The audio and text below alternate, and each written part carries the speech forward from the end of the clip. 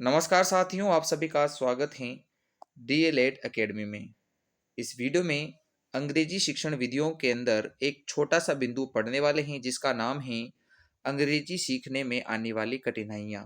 इस बिंदु को डिफ़िकल्टीज इन लर्निंग इंग्लिश के नाम से दे रखा है। अब इसमें क्या क्या चीज़ें हैं, कैसे चीज़ें आपको समझनी हैं, तो उसके बारे में बात करते हैं। अंग्रेजी को हम भारत में कैसे पढ़ते हैं और फिर उस पढ़ने से रिलेटेड क्या क्या प्रॉब्लम्स, क्या क्या डिफिकल्टीज या क्या क्या चैलेंजेस, समस्याएं सामने निकल के आएगी, उनके बारे में बात करेंगे। तो भारत की मैं अगर बात करूं तो यहाँ अंग्रेजी का स्थान कैसा है उसके बारे में सबसे पहले हम चर्चा करेंगे। इंग्लिश इन इंडिया, अंग्रेजी का स्थान भारत में क्या है समझते हैं। भारत में अंग्रेजी को एज अ सेकेंड लैंग्वेज, द्वितीय भाषा के रूप में पढ़ाया जाता है।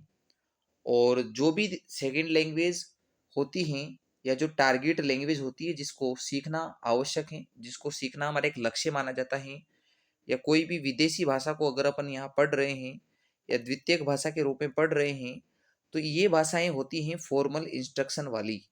फॉर्मल इंस्ट्रक्शन क्या होता है कि यदि किसी विद्यालय या शिक्षक गण के माध्यम से हम सीखते हैं उसके निर्देश प्राप्त करके, तो इसे कहते हैं औपचारिक निर्देश। तो औपचारिक निर्देश की अंग्रेजी को सीखने में आवश्यकता होती है। तो हम अंग्रेजी की एक विशेषता के रूप में लिखेंगे कि अंग्रेजी को भारत में as a second language, target language, foreign language या सेकेंडरी लैंग्वेज के रूप में पढ़ाया जाता है। तो ये इन सभी का हिंदी अर्थ मैंने आपको दे रखा है, आप समझ जाओगे आसानी से कि सेकंड लैंग्वेज का मतलब क्या है, द्वितीय द्वितीय भाषा। सेकेंडरी का मतलब जो प्राथमिक नहीं है, प्राथमिक तो फर्स्ट लैंग्वेज तो नेटिव लैंग्वेज या होम लैंग्वेज या फिर हमारी जिसे अपन कहते हैं मातृभाषा, वो है। तो सेकेंडरी लैंग्वेज के रूप में, सेकेंड लैंग्वेज के रूप में हम अंग्रेजी को पढ़ते हैं। यहाँ इसे हम टारगेट लैंग्वेज कहते हैं क्योंकि ये हमारा लक्ष्य है कि हम अंग्रेजी सीखें।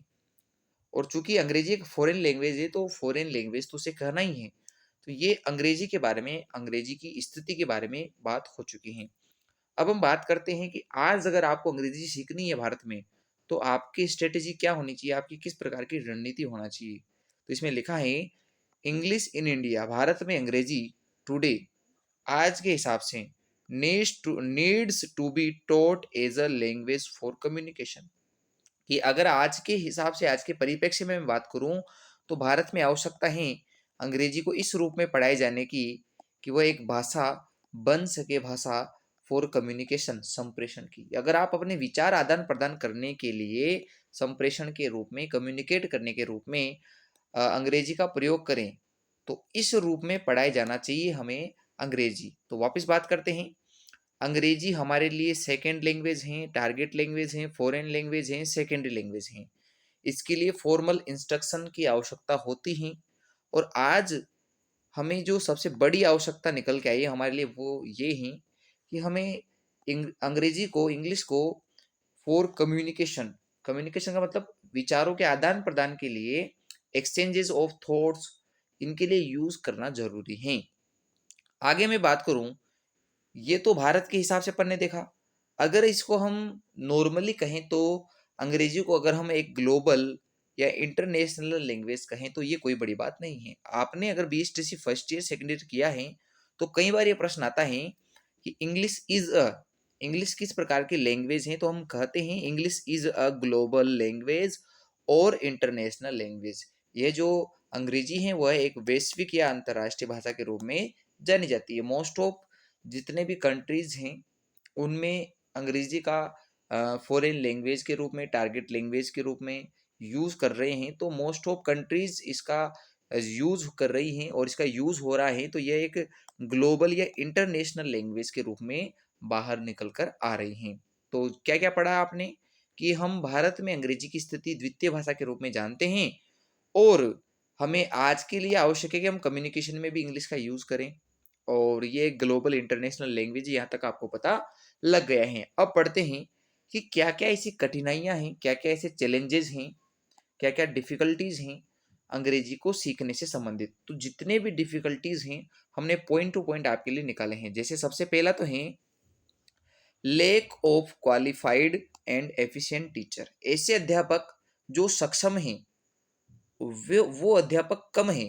तो सही और जो सक्षम अध्यापक हैं उनकी कमी है, इसलिए अंग्रेजी अच्छे प्रकार से नहीं सीखी जा रही है। अगली बात है लेक ऑफ मोटिवेशन, अभी प्रेरणा की कमी है, बच्चा मोटिवेट नहीं है कि उसे अंग्रेजी सीखना है, इसलिए भी वो नहीं सीख पा रहा है।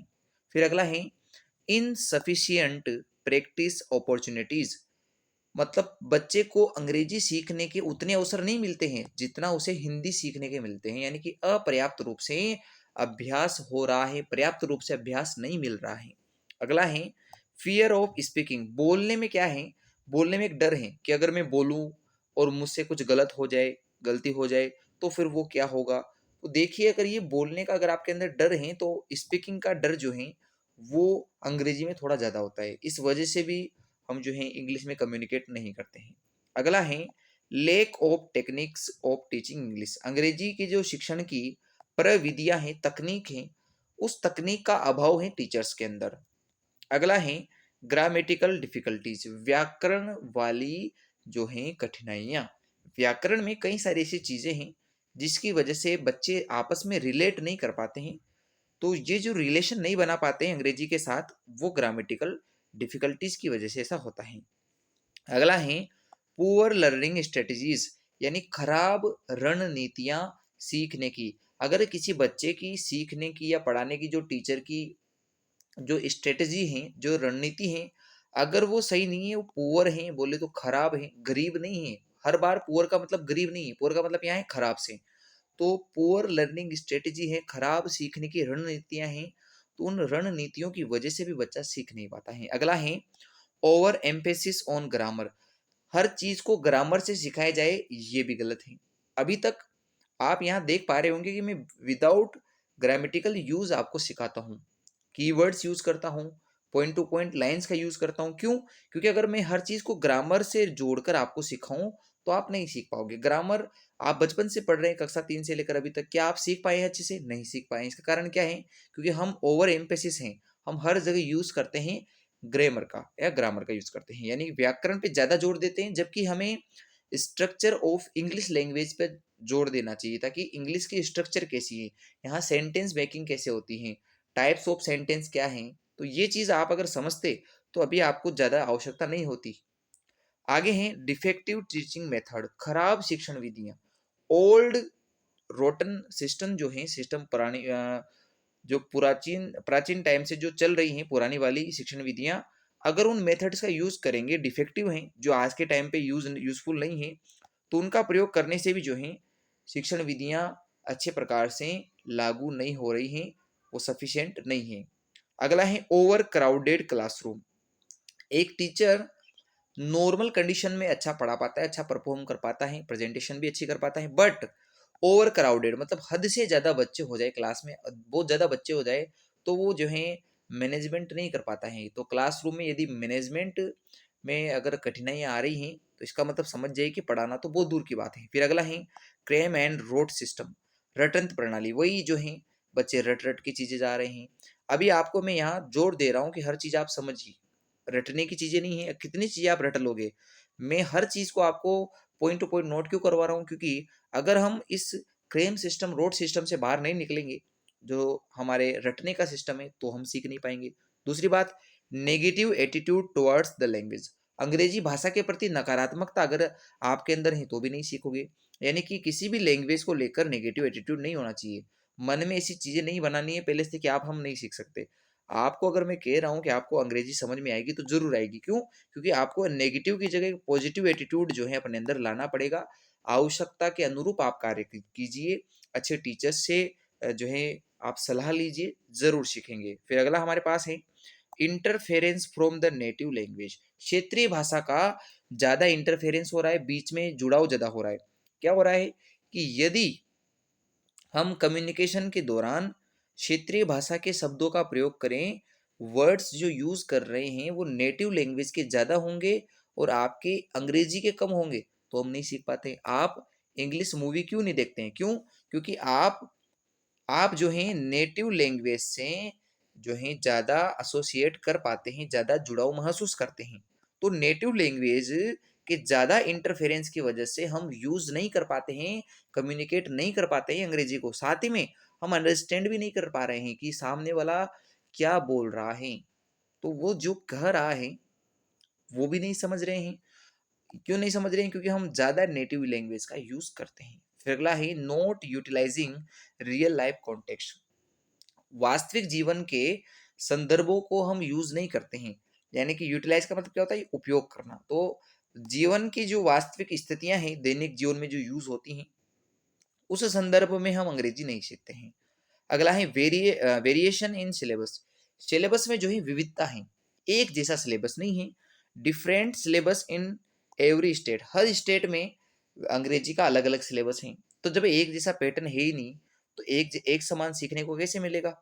असमान पाठ्यक्रम जो है सब जगह है। फिर अगला है पुअर इवेल्युएशन सिस्टम। जो हमारे मूल्यांकन का जो तरीका है वो भी गलत है। हम केवल ज्ञान पे फोकस कर रहे हैं, हम यूटिलाइजेशन पे फोकस नहीं कर रहे हैं। हम ये चीज़ पे फोकस नहीं कर रहे हैं कि इसका आउटकम क्या आएगा। तो लर्निंग आउटकम नहीं देख रहे हैं, यूटिलाइजेशन नहीं देख रहे हैं, हम सिर्फ अंडरस्टैंडिंग और नॉलेज देख रहे हैं। जबकि नॉलेज केवल एक 50% पार्ट जो है हमारे अंदर होता है, बाकी 50% हमें नॉलेज का यूटिलाइज करना, उसको वास्तविक जो संदर्भ है, जीवन है, रियल लाइफ है, वहाँ उस कॉन्टेक्स्ट में यूटिलाइज करना भी आना चाहिए। अगला है एमलेस स्टूडेंट और टीचर। अगर किसी के पास सीखने का कोई लक्ष्य उद्देश्य नहीं हो तो कैसे सीखेगा? तो इसलिए एमलेस नहीं होना चाहिए, उद्देश्यहीन नहीं बनना है। अगला है lake of clear vision objective. सामने आपके स्पष्ट उद्देश्य नहीं है। आज आप ये वीडियो देख रहे हैं क्योंकि आपके विजन क्लियर हैं, ऑब्जेक्टिव क्लियर हैं। ऑब्जेक्टिव विजन का मतलब क्या है? आपके दृश्य या उद्देश्य क्लियर है कि आपको अंग्रेजी सीखनी है और ये चीजें हैं तो पढ़नी ही पड़ेगी। तो आपका क्लियर विजन है, इसलिए आप ये वीडियो देख पा रहे हैं। और अगर आपका विजन नहीं होता सीखने का तो आप ये वीडियो कभी नहीं देखते। इसलिए हमारे लिए क्लियर विजन होना जरूरी है, उसमें कमी नहीं होना चाहिए। अगला है lake of audio visual aids. जो सहायक सामग्री है, श्रव्य दृश्य सामग्री या टीचिंग लर्निंग मटेरियल, इनकी कमी नहीं होना चाहिए। क्योंकि अभी आज आप यहाँ सीख रहे हैं तो आपके लिए मैं अब पूरा डिजिटल वे में आपको पढ़ाता हूँ, जहाँ मैं अट्रैक्टिव चीज़ें, अट्रैक्टिव थंबनेल वगैरह यूज़ करता हूँ क्योंकि आपको आकर्षित करना है। यदि आप ऑडियो विजुअल एड्स के अभाव में पढ़ेंगे तो आप सीख नहीं पाएंगे। अगला है पुअर एनवायरनमेंट। खराब जो है वातावरण, जिस परिवेश में बच्चा है, जिस एनवायरनमेंट में है, वहाँ जो है बच्चे को अच्छा माहौल मिलना चाहिए सीखने का। जबकि अगर खराब मिलेगा तो नहीं सीखेगा। फिर अगला है limitation of learning English in classroom. Classroom में बच्चे को एक्सप्रेस करना, इंग्लिश का यूज करना, ये सब जो है सिखाया नहीं जा रहा है। लिमिटेशन यानी कि बहुत कम सामग्री है जिनका वो यूज कर पाता है अंग्रेजी के अंदर। फिर अगला है the excessive use of mother tongue. मातृभाषा का हर समय यूज किया जा रहा है। एक्सेसिव मतलब बहुत ही अधिक ज्यादा यूज किया जा रहा है मदर टंग का, मातृभाषा का।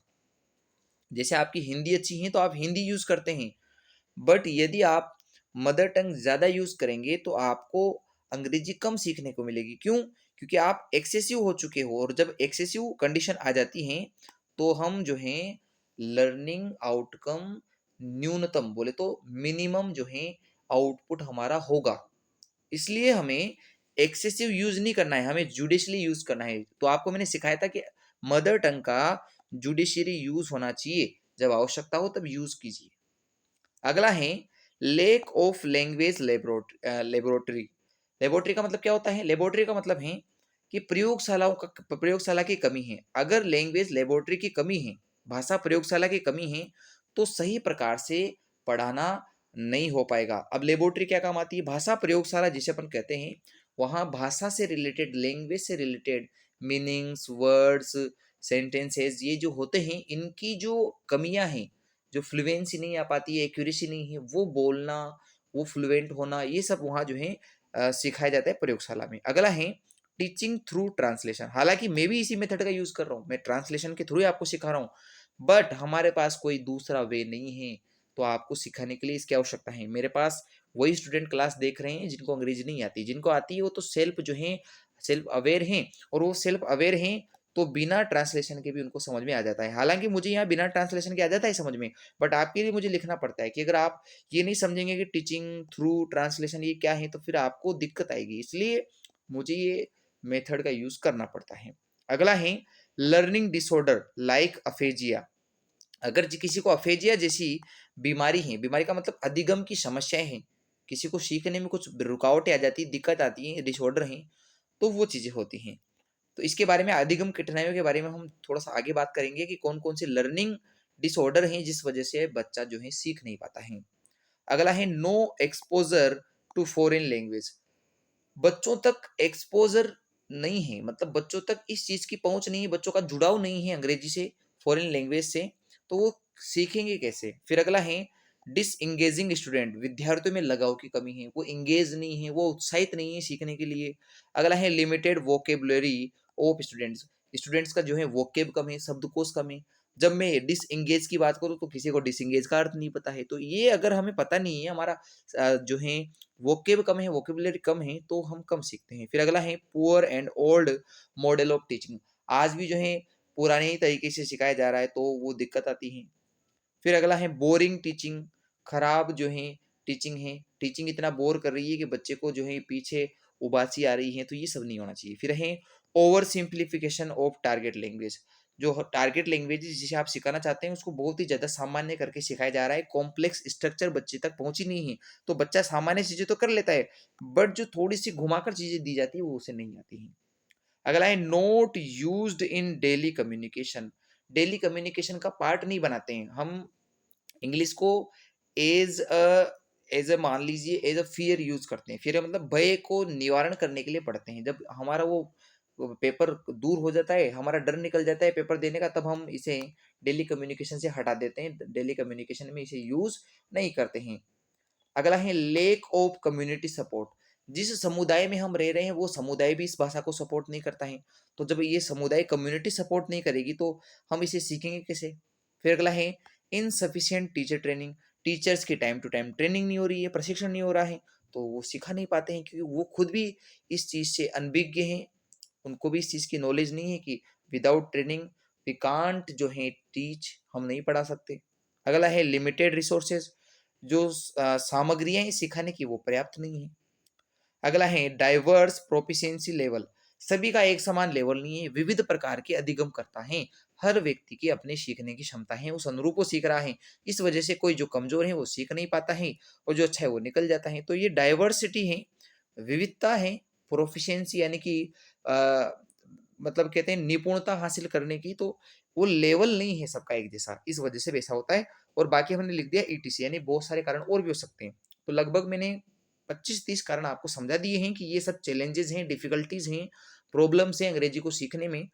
अब हम लर्निंग डिसऑर्डर को एक एक करके समझते हैं। पेपर में रीट वगैरह में ये सब पूछा गया है कि अफेजिया क्या है। पेपर में एक बार पूछा गया था डिलेड लैंग्वेज डेवलपमेंट, यदि किसी भाषा के विकास में देरी हो चुकी है तो बताइए उस बीमारी को क्या कहते हैं, उस बीमारी को कहते हैं अफेजिया। तो अफेजिया क्या है, तो अफेजिया को आप ऐसे समझिए कि किसी व्यक्ति के, किसी बच्चे के मस्तिष्क में चोट लग गई, उस चोट के कारण बच्चे का भाषाई जो विकास है, बोलना लिखना पढ़ना, ये चीजें जो है वो थोड़ा देरी से सीखा है, या उसको अभी दिक्कत आती है इन चीजों को करने में, तो समझिए वो अफेजिया से ग्रसित हैं। इसका मतलब ओफन कोज, इसका एक मुख्य कारण होता है, सामान्य कारण है ब्रेन डैमेज, कि वो ब्रेन डैमेज है उसका, इस वजह से क्या होगा, डिफिकल्टी यानी कठिनाई होगी इन कॉम्प्रिहेंशन, अवबोध करने में, यानी कि चीजों को पढ़कर समझने में, एंड एक्सप्रेसिंग लैंग्वेज, और अपनी जो बताना चाहता है वो एक्सप्रेस नहीं कर पाता है, अभिव्यक्त नहीं कर पाता, तो अभिव्यक्त करने और बोलने में, समझने में इनमें समस्या आती है। तो अफेजिया क्या है कि डिलेड लैंग्वेज डेवलपमेंट है, ऑफन कॉज है इसका ब्रेन डैमेज। अब हम समझते हैं आर्टिकुलेशन और डिसऑर्डर। ये आर्टिकुलेशन डिसऑर्डर क्या है कि अगर हमें कठिनाई आती है, शब्द को सही प्रकार से प्रॉपर या करेक्ट प्रोनाउंसिएशन नहीं कर पाते हैं, तो फिर वो हमारे आर्टिकुलेशन डिसऑर्डर है। मतलब डिफिकल्टी प्रोनाउंसिएशन वर्ड्स करेक्टली, अगर हम सही प्रकार से उच्चारण नहीं कर पाते हैं शब्दों का, उसमें कठिनाई महसूस होती है, तो हमें आर्टिकुलेशन डिसऑर्डर है। अगला हमारे पास है प्रेगमेटिक लैंग्वेज डिसऑर्डर। अब प्रेगमेटिक का मतलब होता है कि सोशली रूप से हम, सोशल मतलब सामाजिक रूप से अपने आप को एक्सप्रेस नहीं कर पाते हैं, या लैंग्वेज को सोशल कॉन्टेक्स्ट में यूज नहीं कर पाते हैं, तो डिफिकल्टी यूजिंग लैंग्वेज सोशली, यानी सामाजिक रूप से भाषा का प्रयोग करने में डिफिकल्टी है, समस्या आती है, प्रेगमेटिक है। अगला है रिसेप्टिव लैंग्वेज डिसऑर्डर। रिसेप्टिव का मतलब होता है कि आप जो हैं दूसरों ने क्या कहा है वो सही से समझ नहीं पाते हैं, डिफिकल्टी अंडरस्टैंडिंग व्हाट अदर्स से, कि दूसरों ने क्या कहा है वो आप समझ नहीं पा रहे हैं, तो ये है रिसेप्टिव डिसऑर्डर। अगला है एक्सप्रेसिव लैंग्वेज डिसऑर्डर। एक्सप्रेसिव का मतलब अपने आप को अभिव्यक्त नहीं कर पाते हैं। और कैसे अभिव्यक्त नहीं कर पाते हैं? आपको कम्युनिकेट करना नहीं आता है, किसी से बातचीत करने के आपको ढंग पता नहीं है।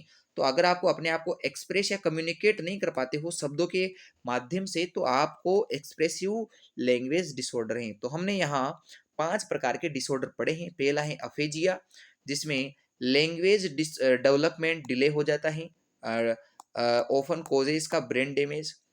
फिर आर्टिकुलेशन में क्या होता है कि आप सही से प्रोनाउंस नहीं कर पाओगे।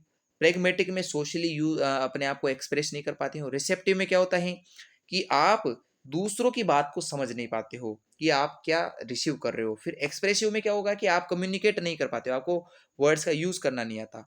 लास्ट में आ जाते हैं कॉम्प्लेक्स ग्रामर रूल्स।